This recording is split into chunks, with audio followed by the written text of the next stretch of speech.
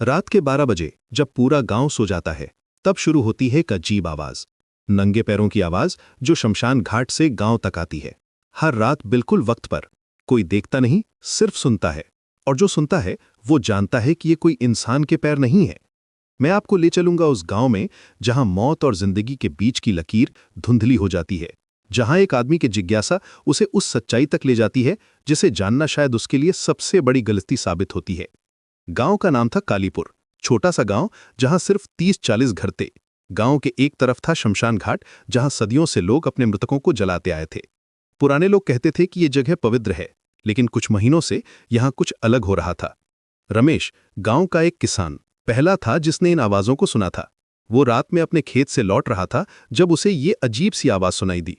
पैरों की आवाज जो शमशान से शुरू होकर गांव की गलियों में गूंजती थी। लेकिन जब वो देखने गया तो वहां कोई नहीं था। शुरू में रमेश ने सोचा कि शायद कोई जानवर होगा, लेकिन जब ये आवाज हर रात आने लगी तो उसकी नींद उड़ गई। वो अपनी पत्नी सुमित्रा को बताता, लेकिन वो कहती कि ये सब उसका वहम है। फिर एक रात सुमित्रा ने भी सुनी ये आवाज, धप धप धप, बिल्कुल साफ, जैसे कोई नंगे पैर चल रहा हो। गांव में खबर फैली तो पता चला कि सिर्फ रमेश और सुमित्रा ही नहीं, बल्कि कई लोगों ने ये आवाज सुनी थी। लेकिन एक बात अजीब थी, ये आवाज सिर्फ गांव की सीमा तक ही आती थी, शमशान से शुरू होकर गांव के अंदर तक, और फिर अचानक रुक जाती थी। बुजुर्गों ने कहा कि ये कोई अशुभ संकेत है। कुछ लोगों ने सुझाया कि गांव छोड़ देना चाहिए, लेकिन रमेश एक जिद्दी आदमी था। वो इस रहस्य को सुलझाना चाहता था। उसने तय किया कि अगली रात वो शमशान जाकर देखेगा कि आखिर माजरा क्या है। उस रात रमेश ने अपनी पत्नी से कुछ नहीं कहा।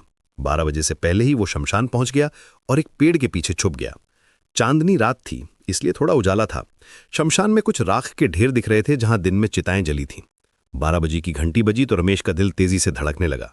कुछ मिनट बाद उसे आवाज सुनाई दी, धप धप धप, लेकिन ये आवाज कहां से आ रही थी ये समझ नहीं आ रहा था। फिर अचानक उसकी नजर पड़ी शमशान के बीच में। वहां राख के ढेरों के बीच कुछ अलग दिख रहा था। रमेश ने हिम्मत जुटाई और धीरे धीरे वहां गया। जो उसने देखा वो उसकी जिंदगी का सबसे डरावना मंजर था। वहां एक लाश पड़ी थी, लेकिन ये लाश जली नहीं थी, बिल्कुल साबुत, जैसे अभी अभी मरा हो। रमेश की सांस फूलने लगी। वो समझ नहीं पा रहा था कि ये लाश यहां कैसे आई। शमशान में तो सभी लाशें जलाई जाती हैं, फिर ये अधजली कैसे है। वो वापस भागने को था कि अचानक उसे लगा जैसे कोई उसे देख रहा है। अगली सुबह रमेश सीधा गांव के पुजारी पंडित जीके के पास गया। पंडित जी बहुत बुजुर्ग थे और उन्हें इन सब चीजों का अच्छा ज्ञान था। जब रमेश ने सारी बात बताई तो पंडित जी का चेहरा गंभीर हो गया।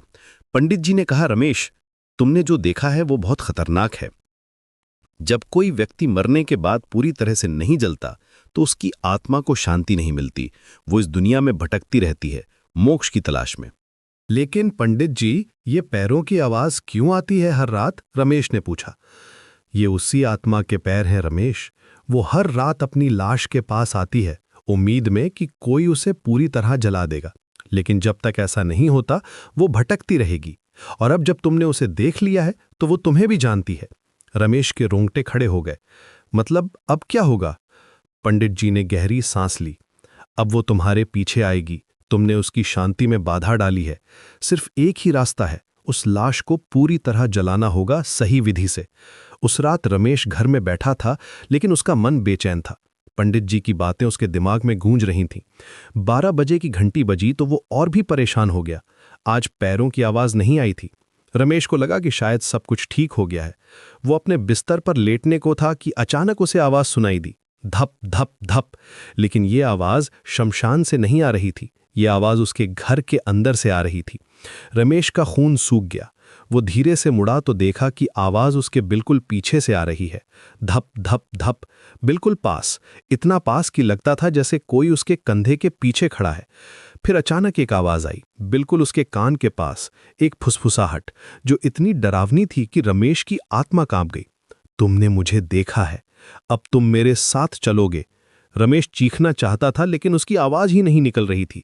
वो हिलना चाहता था, लेकिन उसका शरीर जम गया था। सिर्फ वो फुसफुसाहट गूंजती रही उसके कानों में, और पैरों की आवाज धीरे धीरे दूर होती गई। अगली सुबह जब सुमित्रा उठी तो रमेश का बिस्तर खाली था। गांव वालों ने उसे हर जगह ढूंढा, लेकिन वो कहीं नहीं मिला।